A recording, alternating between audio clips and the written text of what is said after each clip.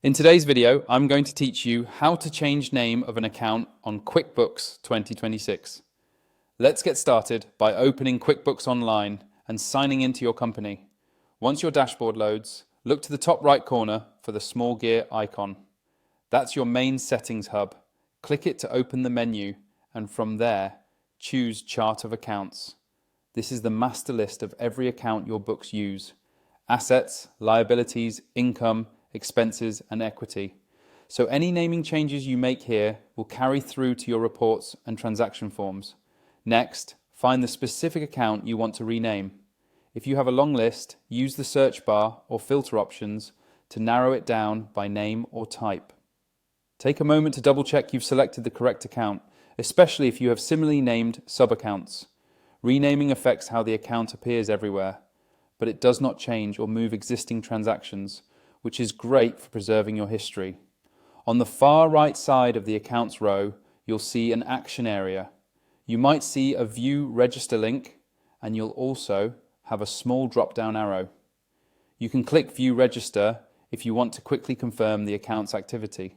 When you're ready to rename, use the drop-down at the far right to open the account's details. This brings up the window where you can update the account name. Type the new name exactly as you want it to appear. Keep it clear and consistent with your naming conventions. If you use account numbers, make sure the name aligns with your numbering scheme and sub-account structure. Avoid changing the account's type or detail type as part of a simple rename. Those settings affect how your books categorize transactions and how reports roll up. If another account already uses the same name, QuickBooks will prompt you to make it unique. So consider adding a descriptor like location or department to keep things organized.